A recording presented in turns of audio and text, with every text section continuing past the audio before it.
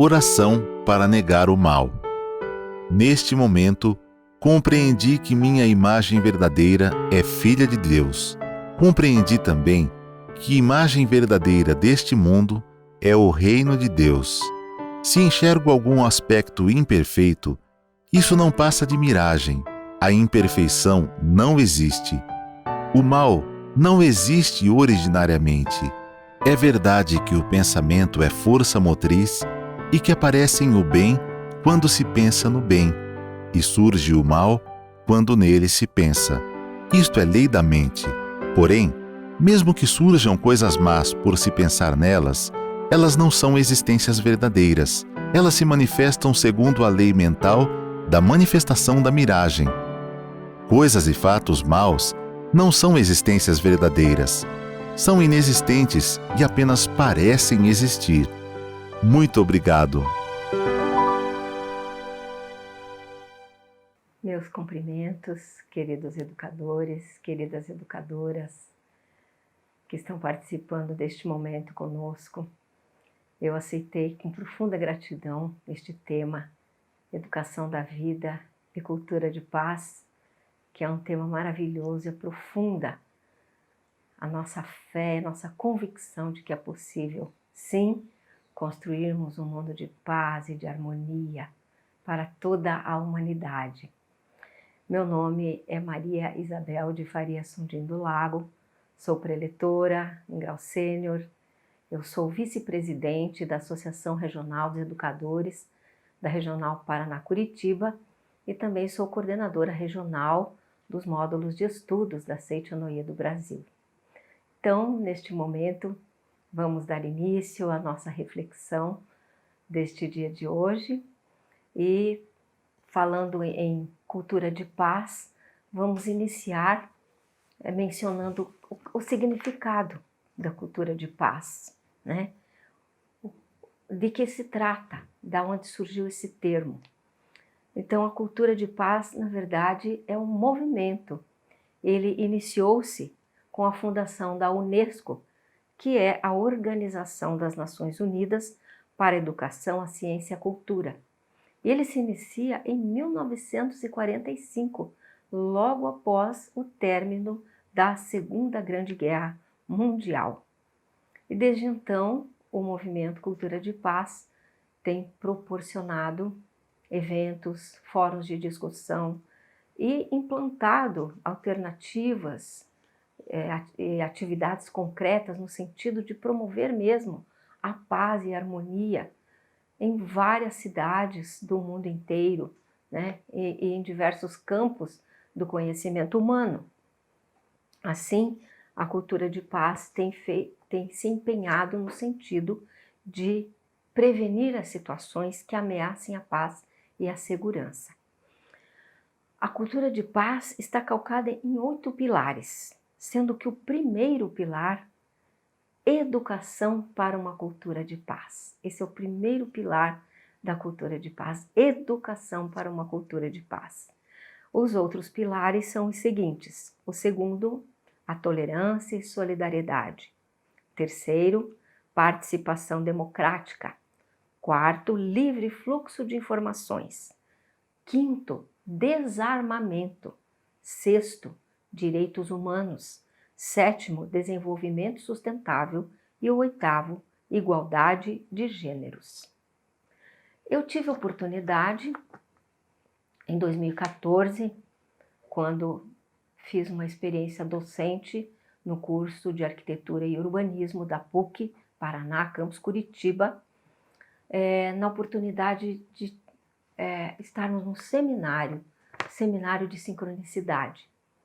Nesse seminário havia diversos participantes, palestrantes, com temas voltados para o contexto da cultura de paz. E chamou a minha atenção, naquele evento, um dos palestrantes, que foi o coronel Tortato, da Polícia Militar, ao responder a pergunta de um dos participantes, que fez o seguinte questionamento: por que chegamos ao ponto das pessoas terem medo de sua própria cidade isolando-se na sua própria casa? E o coronel Tortato respondeu assim: o cidadão fechou-se e não se preocupou ou se responsabilizou com os outros e com o que estamos discutindo agora, que é a cultura de paz. Vejam que observação pertinente. O cidadão fechou-se, isolou-se, não se preocupou com o outro. Então, lembrando, né, e que eu, por exemplo, sou da geração de que a rua era o nosso local de brincadeira, o nosso espaço das brincadeiras, né? As crianças saíam para andar de bicicleta, brincar de pega-pega, de esconde-esconde. A rua era o nosso espaço, a convivência entre os vizinhos, os cumprimentos, bom dia, boa tarde, não é verdade? E a partir de um dado momento da história, a rua deixou de ser o lugar da convivência, da brincadeira, do acolhimento, para ser sinônimo de perigo. A rua é perigosa. E para dar lugar também aos veículos. Criança não brinca mais na rua. E as pessoas foram se fechando, foram se isolando, né? E o coronel Tortato mencionou também a influência da mídia. A mídia tem uma grande influência porque nela tomam espaço as notícias ruins, a insegurança e estimula-se a violência. Então as pessoas foram se fechando e a arquitetura passou a ser aquela demanda, passou a ter aquela demanda em que as pessoas começaram a se isolar nos seus condomínios, condomínios com as áreas de lazer, quadras de esportes. Ninguém mais precisa sair de casa, é tudo ali naquele lugar. Sejam os condomínios verticais ou os condomínios horizontais. E nesse aspecto também, as pessoas passaram a se sentir mais seguras atrás dos muros altos, das guaritas, dos portões eletrônicos, né? E também um aspecto que, além de nós nos isolarmos, fisicamente nos isolamos também no mundo virtual, nos jogos, né? Os games, os conhecidos games, alguns filmes. E interessante que parece contraditório, mas os jogos também incitam a violência. Que dizer daqueles jogos chamados de primeira pessoa? Será que eles não influenciam o comportamento da sociedade, das crianças, dos jovens, até dos adultos? É uma reflexão que a gente precisa fazer. Fomos nos isolando e agora estamos isolados obrigatoriamente. Obrigatoriamente temos que ficar afastados uns dos outros. E nesse contexto, passamos a perceber a falta que nos faz.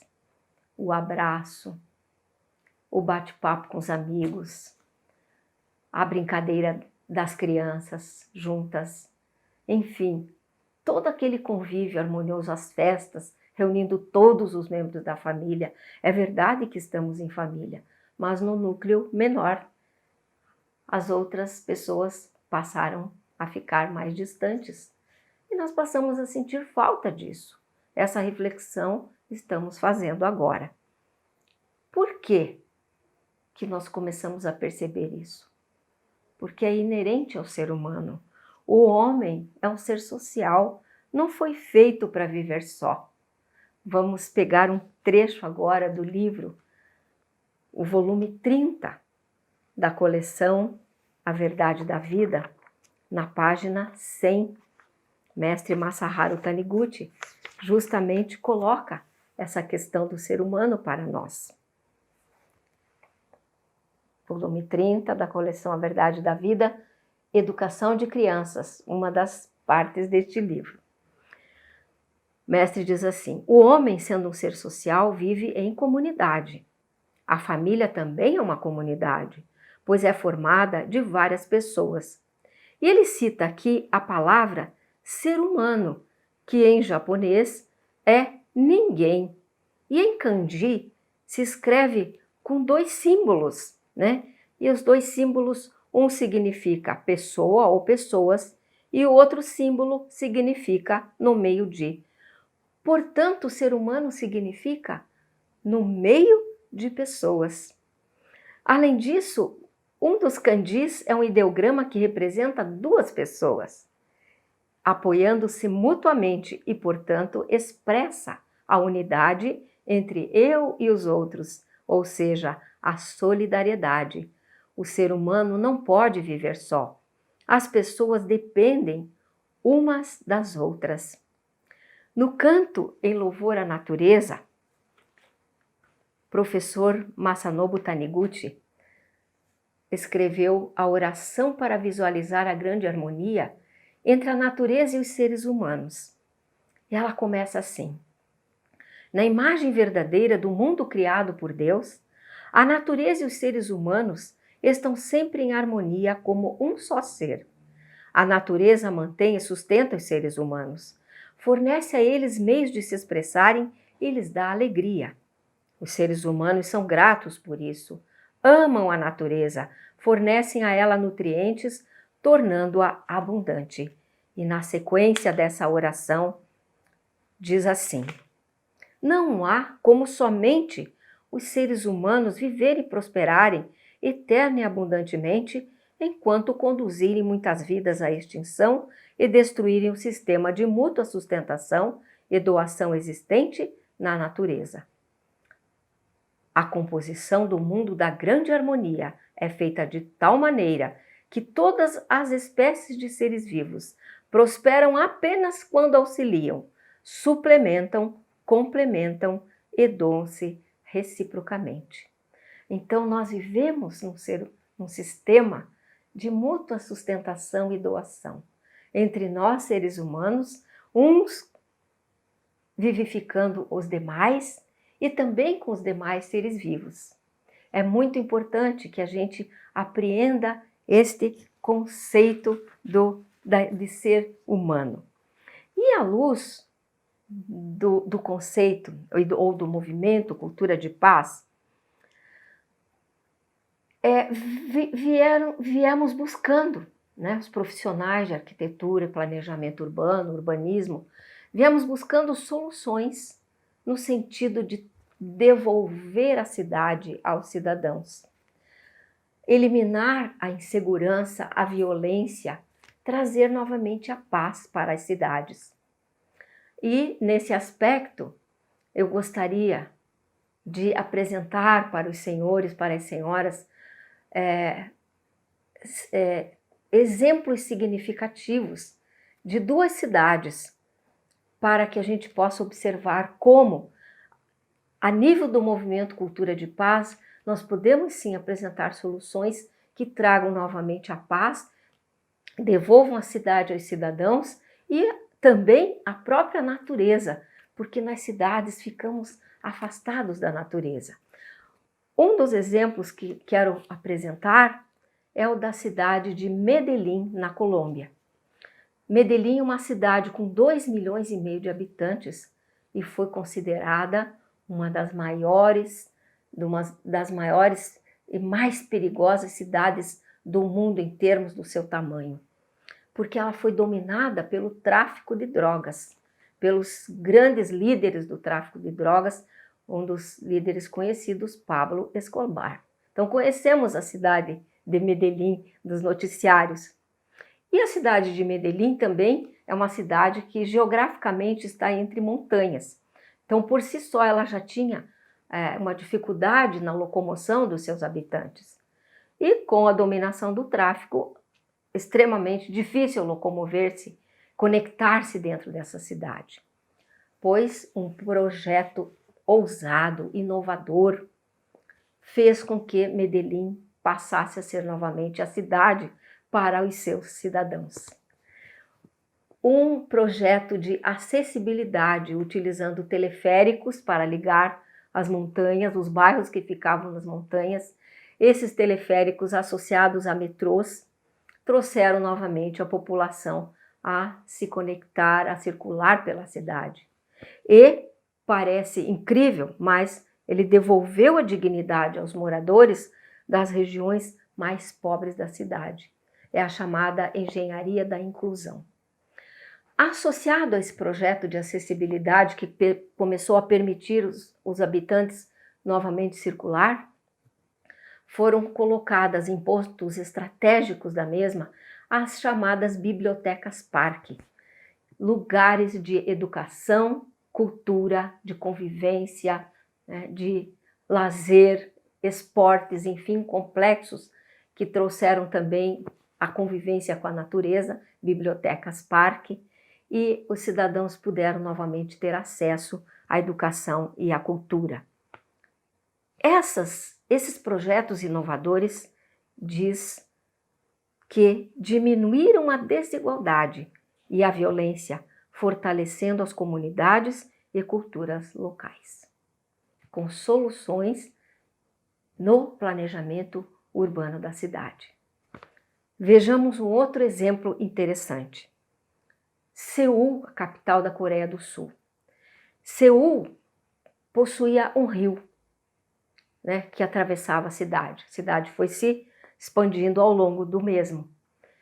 Esse rio passou a ser a cidade, os habitantes começam a jogar os esgotos, a poluição industrial, enfim, tornou-se um rio poluído, mau cheiro, as pessoas não tinham acesso a esse rio. E, como solução paliativa, alguns governos municipais foram colocando sobre ele para tapar avenidas, viadutos, para dar vazão aos veículos, né, aos automóveis. Qual foi a solução inovadora que se propôs para Seul nesse aspecto? Um prefeito, arquiteto, ele devolveu o rio para a população.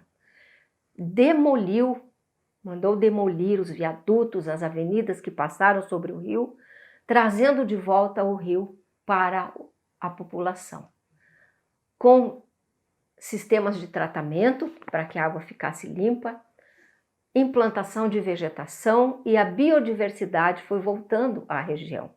São aproximadamente 6 quilômetros de um parque linear que a população passou a ter acesso.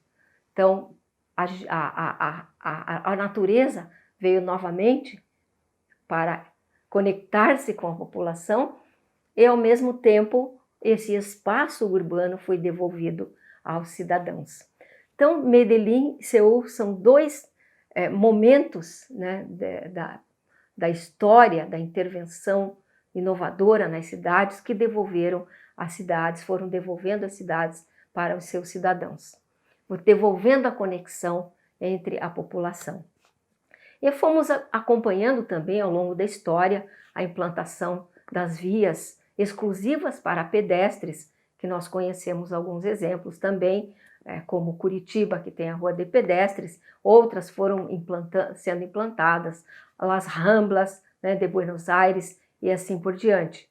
Então, toda essa experiência nos levou a fazer a seguinte reflexão, que quero compartilhar com todos os senhores, com todas as senhoras participantes conosco deste momento. Qual é a minha reflexão? Como é que esse movimento de cultura de paz pode levar para a sala de aula, para a escola, novamente a segurança, a harmonia, a interação entre comunidade, alunos, professores, alunos, professores, comunidade. A arquitetura também pode influenciar nesse processo de ensino-aprendizagem? Lembrando que o primeiro pilar da cultura de paz é educação para uma cultura de paz. Vamos nos reportar agora, novamente, ao livro A Verdade da Vida, volume 30, lembrando que a educação da Seiichi Onoye promove a perfeita harmonia entre o professor e o aluno. Páginas 34 e 35 do volume 30 da Verdade da Vida.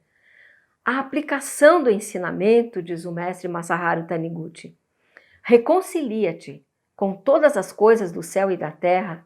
Na educação consiste na convivência harmoniosa do professor com os alunos e dos alunos com as matérias escolares.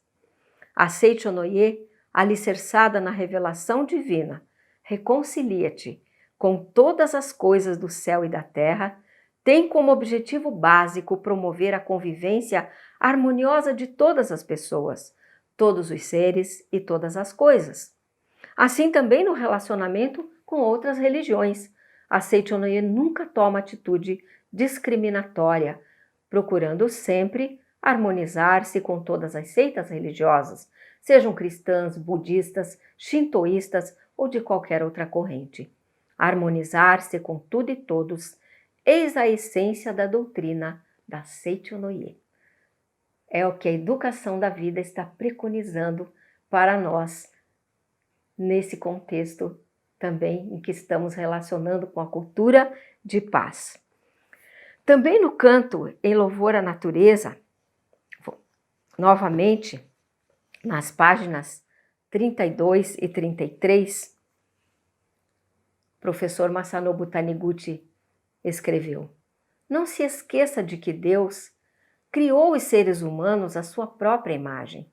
Sendo Deus o todo de tudo, às pessoas que são a sua própria imagem, tudo foi dado. É através das pessoas que Deus ajusta todas as coisas em seu respectivo lugar e faz manifestar a ordem da grande harmonia sobre a face da terra. Assim, a consciência do indivíduo se eleva a níveis mais altos nos seres humanos. Eu vos digo, não vos esqueçais da suprema qualidade do ser humano. De todos os seres viventes na face da terra, o ser humano é o mais capaz de pensar nos outros. Essa é a verdadeira educação, a educação preconizada pela Seichonoye. É despertar no ser humano essa sua capacidade de amar, de pensar no outro, de cuidar do outro. Então vamos agora verificar 2 exemplos de projetos implantados na educação que nos permitiram vislumbrar como esse processo despertou nas crianças, nos professores, na própria comunidade, este sentimento que já é latente em nós, de ser capaz de cuidar do outro. Então temos um projeto contado pela professora Mila, da cidade de Ibiúna, São Paulo. Ela implantou um projeto para uma unidade escolar. A comunidade, os professores, governo municipal, pais, vieram, alunos, compartilhar de todo esse processo de mudança. O projeto da aprendizagem cooperativa, como assim é chamado, onde as crianças trabalham em grupos. Não mais aquelas crianças enfileiradas dentro de uma sala de aula, ouvindo só o professor falar. Mas as crianças trabalham em grupos, conversam entre si sobre as suas dificuldades nas disciplinas, uns auxiliando os outros, a cooperação mútua entre eles. E esse processo passou a trazer transformações, não só dentro das famílias, mas ele expandiu-se também para o município. Vejam só, aconteceu de haver a revitalização de um espaço público significativo para o município de Ibiúna, para a cidade de Ibiúna, chamado o Mirante da Figueira. Nesse processo de restaurar esse lugar, de trazer novamente esse lugar para o convívio dos cidadãos de Ibiúna, olha o que acontece com a escola. Estabelecem-se as disciplinas e o currículo da escola. A escola promove essa intervenção, desperta o interesse dos alunos, das crianças, que aí vão obter conhecimento a partir dessa intervenção. Trata-se aqui da educação que desperta a potencialidade da criança e não a educação que entulha um conhecimento que não é do interesse da criança. E isso promove grandes transformações. Vamos ver novamente o que o mestre Masaharu Taniguchi diz aqui no livro A Verdade da Vida, volume 30, da coleção A Verdade da Vida, nesse processo aí de como o projeto que manifesta a capacidade infinita das crianças, ele funciona. Então, na verdade, é quando ele desperta o interesse da criança, né? Não é mais aquele projeto em que o conhecimento vai sendo entulhado e a criança não tem interesse. Então, diz assim, né? Nesse processo, no qual a cidade de Ibiúna partilhou e viram acontecer. Página 66. O método educacional que entulha conhecimentos e o que extrai a potencialidade. Dar nome a cada nova experiência da criança corresponde ao que Deus fez, denominar suas criações. Quando uma criança estiver demonstrando vivo interesse por alguma nova experiência, devemos dizer-lhe o nome dessa experiência. Por exemplo, se ela estiver segurando um papel, devemos dizer-lhe que isto é papel. Se ela rasgar o papel, dizer-lhe que ela rasgou o papel. Então, a criança que praticou uma ação quase inconscientemente, sem saber o que estava fazendo, compreenderá claramente que realizou o ato de rasgar. A criança vem a este mundo e vai tendo experiências, uma após outra, sempre novas experiências. E é justamente nos momentos em que, demonstrando interesse por algo, ela está se divertindo, devemos ensinar o nome desse ato ou objeto. Este é o método educacional da Seicho-no-ie. Foi o que aconteceu na escola da professora Mila em Ibiúna. O despertar para aquele espaço físico Mirante da Figueira trouxe o interesse. E é nesse momento em que a criança, divertindo-se, fazendo parte daquele processo, se interessou pelo conhecimento. E aí definiram as disciplinas e o currículo da escola. Este é o procedimento da educação da vida da Seicho-no-ie. O exato momento em que a criança estiver experienciando com interesse, pois assim estaremos atendendo aos anseios que vêm de dentro dela e não introduzindo conhecimentos de fora para dentro. Este é o método educacional em que há perfeita harmonia entre o interior e o exterior. O anseio de conhecer se manifesta de dentro e encontra no ambiente exterior um objeto pelo qual se interessa. É nesse momento que devemos ensinar a criança acerca desse objeto. Maravilhoso exemplo. Temos um outro exemplo também, que é o exemplo do Centro Educacional Unificado CEL de Heliópolis, São Paulo. Bairro de Heliópolis, conhecido como bairro educador, uma experiência que já foi reconhecida inclusive internacionalmente, sob a coordenação da professora Marília de Santos. E é importante registrar, nós estamos falando um pouco da influência da arquitetura na devolução da cidade para o cidadão, da rua para o cidadão, da escola harmoniosa no processo de aprendizagem. O projeto do CEL de Heliópolis foi uma doação do arquiteto Rui Otaki. Então, ele proporciona o espaço necessário a esse convívio harmonioso, em que as crianças também se reúnem em grupos para estudar ou em círculos, e os próprios professores participam desse processo também em grupos entre eles próprios. Então, foi um projeto que visou respeitar a condição uns dos outros. Essa é a prioridade. As relações, produzir conhecimento e cultura conjuntamente. E a comunidade também foi chamada para participar desse processo. É muito importante nós registrarmos que a Lei de Diretrizes e Bases da Educação no Brasil, ela proporciona essa liberdade para que as escolas, cada uma, desenvolva o seu projeto pedagógico. Então, essas experiências não são experiências alijadas do processo educacional brasileiro. Na verdade, elas estão dentro do contexto da Lei de Diretrizes e Bases da Educação. Ela dá essa autonomia para as escolas. Então a arquitetura foi influenciando, né, na composição dos espaços, na disposição dos móveis dentro das salas de aula, enfim, para promover o encontro, a ajuda mútua, o acolhimento, o exercício da afetividade, que, como nós colocamos, essa é a verdadeira educação, que extrai do ser humano essa sua capacidade de pensar no outro, de cuidar do outro, né, que foi sendo amortecida nesse processo de isolamento, de perigo, a mídia influenciando, a cidade é perigosa, a rua é perigosa, e nós fomos nos afastando uns dos outros.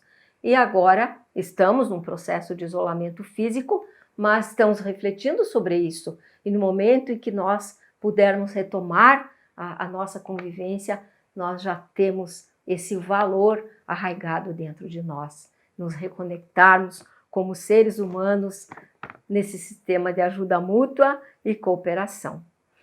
Eu quero registrar também que nessa experiência de Heliópolis aconteceu uma fatalidade num dado momento.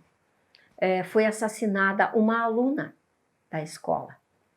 Mas a comunidade não trouxe para esse acontecimento mais violência, a vingança, processos de conflito. Não. O que a comunidade passou a realizar? A caminhada pela paz.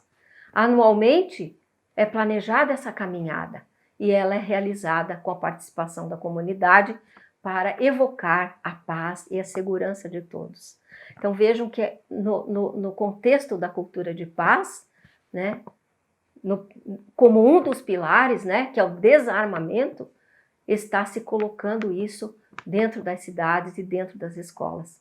Então é possível sim, à luz também da educação da vida, que a gente vá realizando e desenvolvendo esses processos. É importante que nós lembremos, e aqui no livro também fala das travessuras das crianças, não é? Porque quando as crianças fazem as suas experiências, quando elas vão se enriquecendo com as suas experiências, então muitas vezes nós adultos, por desconhecermos a capacidade criativa, intuitiva, né, da criança que está experienciando sempre coisas novas, às vezes chamamos a atenção, dizendo que ela é bagunceira, que onde já se viu fazer dessa forma, sujar a casa, e vamos tolhendo essa liberdade na criação da criança. Então o mestre Masaharu Taniguchi, ele traz aqui na página 65, como encarar as travessuras das crianças. Todo tipo de atividade que exercite a visão e a audição é aconselhável para desenvolver a vida, que se aloja na criança. É necessário também fazer a criança exercitar o tato, permitindo-lhe tocar nos mais variados objetos. Como já disse antes, desenvolve-se primeiramente o sentido do tato. A criança gosta de mexer em tudo, rasgar papéis, pegar nos objetos, batê-los e até atirá-los. Ela não faz isso por maldade, mas porque as experiências novas lhe despertam um grande interesse. Ela pensa: que será isso? Que negócio estranho. Vamos ver o que acontece. E o mestre aqui dá o exemplo de uma criança pegar um punhado de cinza e atirar esse punhado de cinza. E ela descobre que a cinza se espalha pelo ambiente. Quando os adultos observam isso, já pensa: olha aí, o que você está fazendo? Que sujeira, né? Sujando a casa. Criança levada. Mas para a criança foi uma experiência nova, um estudo que ela aprendeu algo importante. Vale registrar que tudo é um estudo para a criança. E a própria cidade, o espaço urbano, a rua, também é um espaço pedagógico. Daí o pilar da cultura de paz, o primeiro ser educação para uma cultura de paz, porque todo espaço é um espaço pedagógico, onde nós estamos aprendendo uns com os outros. Para a criança, uma experiência nova, aconteceu um estudo importante. Então, nessas ocasiões, se os adultos chamam a atenção da criança, dizendo que ela está fazendo alguma coisa errada e que ela é uma criança travessa, fará que ela continue fazendo travessuras. mas para ela não existe nada de mal. Para ela tudo é uma experiência nova e boa. A existência do ar, do vento, do sol, tornou-se algo natural e banal para os adultos, não é mesmo? Para nós, essa experiência, essas dádivas, a gente não se sensibiliza mais com elas. Mas para a criança tudo é surpreendente. O vento, o sol, as estrelas que brilham no céu, a lua. Se os adultos não ficam maravilhados, é porque a nossa sensibilidade já está embotada. Que pena, temos que desenvolver novamente, acordar essa sensibilidade. A criança, porém, demonstra assombro e vivo interesse por todo e qualquer fato, pois tudo é novidade para ela. Então, para a criança que gosta de gravar essas experiências na mente e exteriorizar sua capacidade latente e ansiosa por se manifestar, precisamos dar nome a cada fato ou coisa que ela experimenta, especialmente esse contato com a natureza e com todos os fenômenos que acontecem ao nosso redor. Como já disse, dar nome aos sons, às cores, a todas as coisas e todos os fatos que a criança for experimentando. Assim ficarão gravados na memória e serão bem aproveitados posteriormente.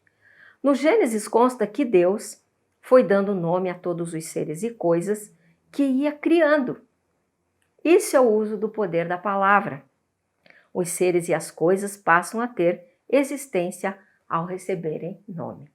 Então, dessa forma, nós vamos novamente trazendo, através da educação da vida e da cultura de paz, esse sentimento que ficou por um tempo adormecido no ser humano, o de que nós somos seres sociais e que a nossa capacidade, acima de todos os outros demais seres, é de cuidarmos uns dos outros.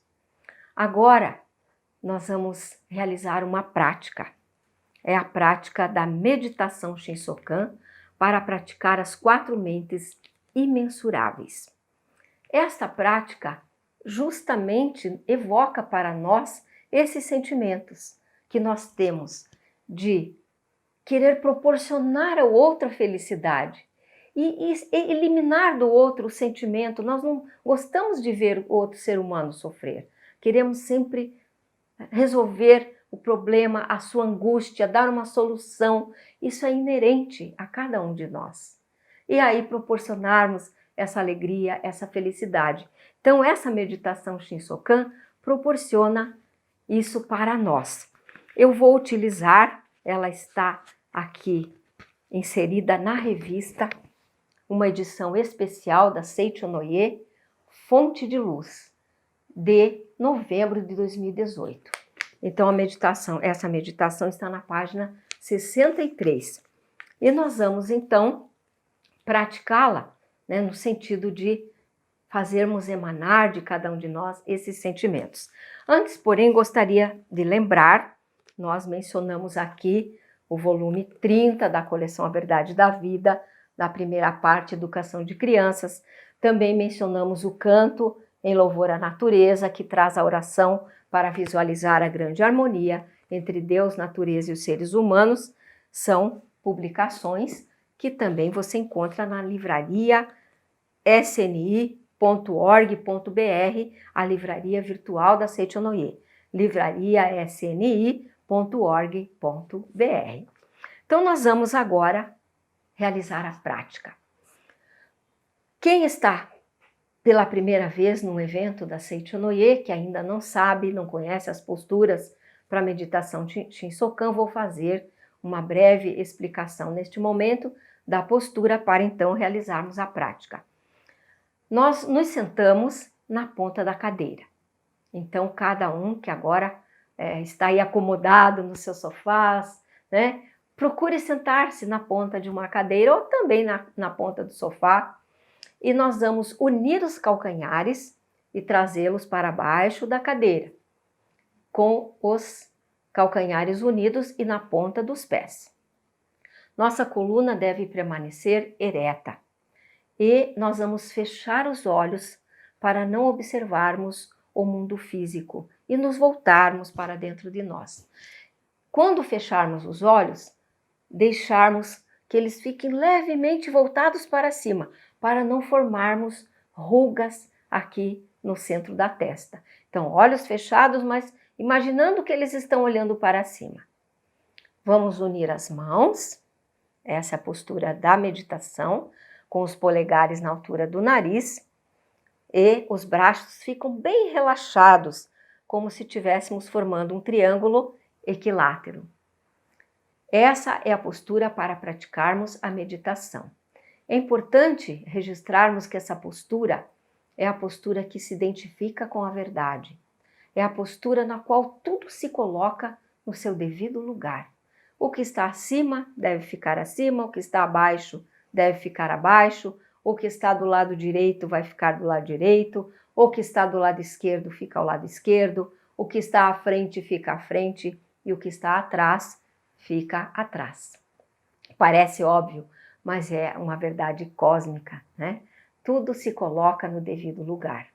Essa postura física, que junto com a postura mental, possibilita nossa conexão com Deus Criador. Com a postura mental de alegria, mente alegre, podemos até esboçar um leve sorriso nos nossos lábios enquanto estamos praticando a meditação Shinsokan. Como eu vou conduzir esta prática, eu não vou ficar em posição de oração. Eu vou ficar em posição de oração no momento do canto evocativo de Deus e depois eu vou acompanhar aqui as palavras da oração através da revista para que os senhores e as senhoras possam então realizar a prática nas suas casas. Vamos permanecer de olhos fechados até que eu volte a dizer, podem abrir os olhos. Então vamos nos colocar na postura de meditação, né, para a prática. Vou fazer o canto evocativo de Deus. Ó Deus Pai, que dás vida a todos os seres viventes, abençoai-me com vosso Espírito. Eu vivo não pela minha própria força, mas pela vida de Deus Pai, que permeia os céus e a terra. As minhas obras, não sou eu quem as realiza, mas a força de Deus Pai, que permeia os céus e a terra. Ó Deus, que vos manifestastes através da Seichonoye, para indicar o caminho dos céus e da terra, protegei-me. Neste momento, eu deixo o mundo dos 5 sentidos e entro no mundo da imagem verdadeira. É o oceano de infinita sabedoria de Deus. Oceano de infinita sabedoria de Deus, é o oceano de infinita sabedoria de Deus, é o oceano de infinita sabedoria de Deus, é o oceano de infinita sabedoria de Deus. É o oceano do infinito amor de Deus, é o oceano do infinito amor de Deus, é o oceano do infinito amor de Deus, é o oceano do infinito amor de Deus. É o oceano de infinita vida de Deus, é o oceano de infinita vida de Deus, é o oceano de infinita vida de Deus, é o oceano de infinita vida de Deus, é o oceano de infinita vida de Deus. É o oceano de infinita provisão de Deus, é o oceano de infinita provisão de Deus, é o oceano de infinita provisão de Deus, é o oceano de infinita provisão de Deus. É o oceano de infinita alegria de Deus, é o oceano de infinita alegria de Deus, é o oceano de infinita alegria de Deus, é o oceano de infinita alegria de Deus. É o oceano de infinita harmonia de Deus, é o oceano de infinita harmonia de Deus, é o oceano de infinita harmonia de Deus, é o oceano de infinita harmonia de Deus. Após mentalizarmos esta parte da meditação Shinsokan básica, mentalizamos durante algum tempo as palavras do texto original que se seguem. Mantenham-se em posição de oração e acompanhem mentalmente. Minha mente está una com o infinito amor de Deus, as 4 mentes imensuráveis de Buda, e se expande pelo céu, permeia o universo e, ao avistar todos os seres vivos, aspira a remover os seus sofrimentos, abrandar as suas angústias, dar o conforto e conceder a felicidade. Minha mente está una com o infinito amor de Deus, as 4 mentes imensuráveis de Buda, e se expande pelo céu, permeia o universo e, ao avistar todos os seres vivos, aspira a remover os seus sofrimentos, abrandar as suas angústias, dar conforto e conceder a felicidade.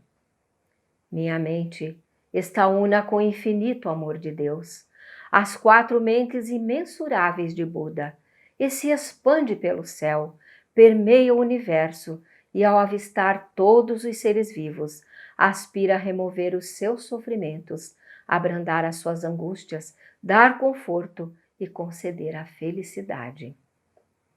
Minha mente está una com o infinito amor de Deus, as 4 mentes imensuráveis de Buda, e se expande pelo céu, permeia o universo e, ao avistar todos os seres vivos, aspira a remover os seus sofrimentos, abrandar suas angústias, dar o conforto e conceder a felicidade. Sentindo que este desejo, este anseio já foi concedido, mentalizamos: os sofrimentos de todos os seres vivos foram removidos, abrandadas as suas angústias, dado o conforto e concedida a alegria. Muito obrigado, muito obrigado. Os sofrimentos de todos os seres vivos foram removidos, abrandadas as suas angústias, dado o conforto e concedida a alegria. Muito obrigado, muito obrigado. Os sofrimentos de todos os seres vivos foram removidos, abrandadas as suas angústias, dado conforto e concedida alegria. Muito obrigado, muito obrigado. Os sofrimentos de todos os seres vivos foram removidos, abrandadas as suas angústias, dado conforto e concedida alegria. Muito obrigado, muito obrigado. Vamos agora permanecer alguns instantes em silêncio, visualizando este mundo de perfeita harmonia, onde foram removidos todos os sofrimentos dos seres humanos e eles vivem todos em absoluta felicidade.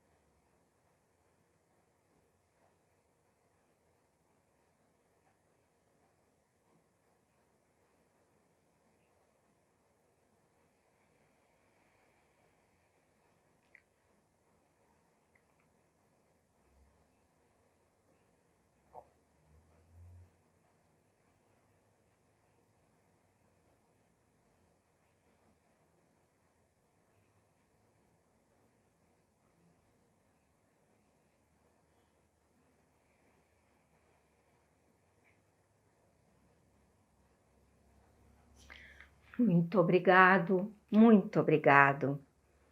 Minha mente está una com o infinito amor de Deus, as 4 mentes imensuráveis de Buda, e se expande ainda mais pelo céu, permeia o universo e, ao avistar todas as vidas e minerais da terra, aspira a remover os seus sofrimentos, dar conforto, proteger a diversidade e conceder a alegria.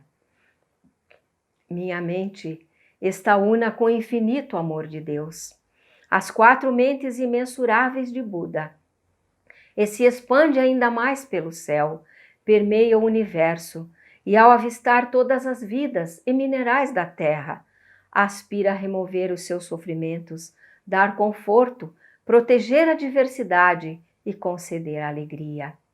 Minha mente está una com o infinito amor de Deus, as 4 mentes imensuráveis de Buda, e se expande ainda mais pelo céu, permeia o universo e, ao avistar todas as vidas e minerais da terra, aspira a remover os seus sofrimentos, abrandar suas angústias, dar conforto, proteger a diversidade e conceder alegria. Minha mente está una com o infinito amor de Deus, as 4 mentes imensuráveis de Buda, e se expande ainda mais pelo céu, permeia o universo, e ao avistar todas as vidas e minerais da terra, aspira a remover os seus sofrimentos, dar conforto, proteger a diversidade e conceder a alegria.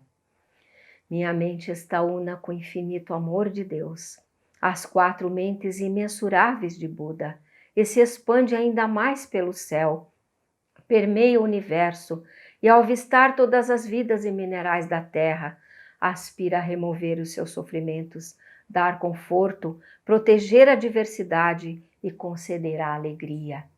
Sentindo que este desejo já está concedido, vamos agradecer. Os sofrimentos de todas as vidas da terra já foram removidos. O conforto proporcionado, a diversidade protegida e a alegria concedida. Muito obrigado, muito obrigado. Os sofrimentos de todas as vidas da terra já foram removidos. O conforto proporcionado, a diversidade protegida e a alegria concedida. Muito obrigado, muito obrigado. Os sofrimentos de todas as vidas da terra já foram removidos. O conforto proporcionado, a diversidade protegida e a alegria concedida. Muito obrigado, muito obrigado. Os sofrimentos de todas as vidas da terra já foram removidos. O conforto proporcionado, a diversidade protegida e a alegria concedida. Muito obrigado, muito obrigado. Os sofrimentos de todas as vidas da terra já foram removidos. O conforto proporcionado, a diversidade protegida e a alegria concedida. Muito obrigado, muito obrigado. Permaneçamos ainda alguns instantes em silêncio, cada um por si, vislumbrando este mundo de perfeita ordem, perfeita harmonia, tal qual foi criado por Deus, em que todas as vidas e todos os seres estão vivendo em absoluto estado de paz e felicidade. Muito obrigado, muito obrigado.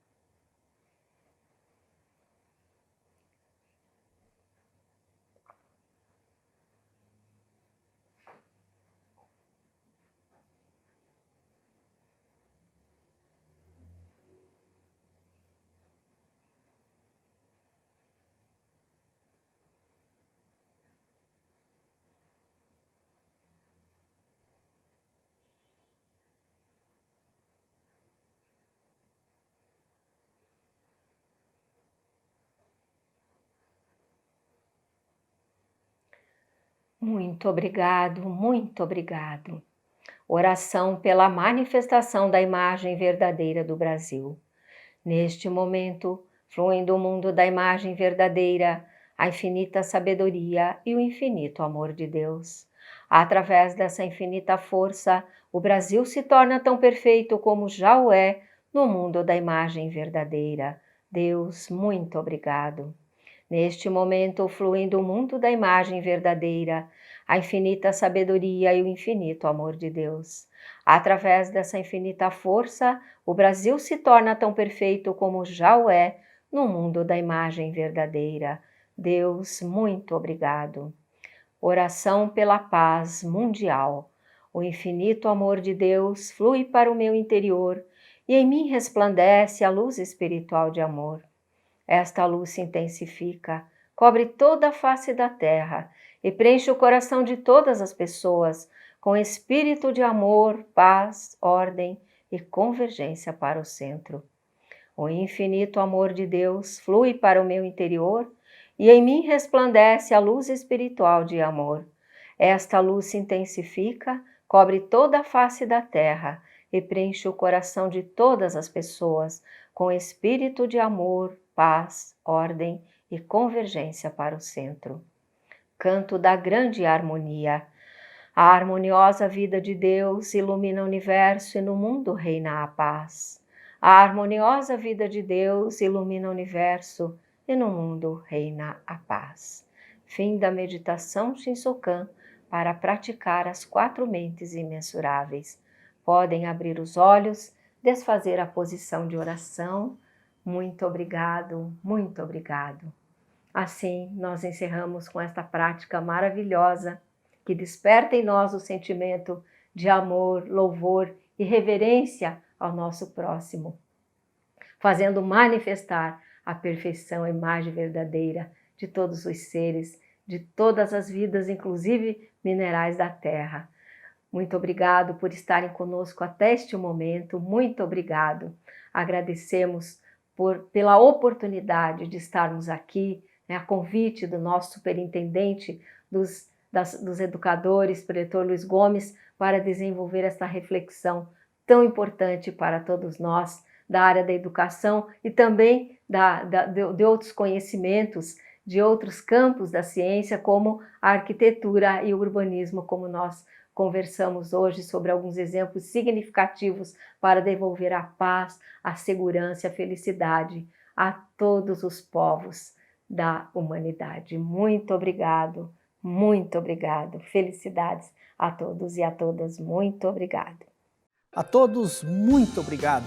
Tenho a felicidade de apresentar a todos vocês, neste momento, Palavras de Luz 2021, Preceitos Diários. Esses preceitos diários, lidos todos os dias nas suas casas, nas suas residências, nos seus estabelecimentos comerciais, têm a missão e a função de fazer com que o seu dia torne-se um dia radiante, alegre, feliz, cheio de vida, cheio de vivacidade, com palavras que extraem o potencial infinito da nossa natureza divina como filho de Deus. Nas palavras do dia 2, diz: o homem está ligado em unicidade à grande vida do universo. Eu sou um com Deus. Deus permeia o universo. Eu sou um com a força que permeia o universo. Essa força poderosa está se movendo dentro da minha vida como uma corrente do mar profundo. Essa força poderosa é sabedoria infinita. Ela orienta meus planos e concretiza os melhores resultados possíveis. Portanto, adquiram e mantenham nas suas casas, nas suas residências, no seu trabalho, Palavras de Luz 2021. Procure nas nossas regionais, nas nossas associações locais ou mesmo no site que vai aparecer aqui para cada um de vocês. Muito obrigado!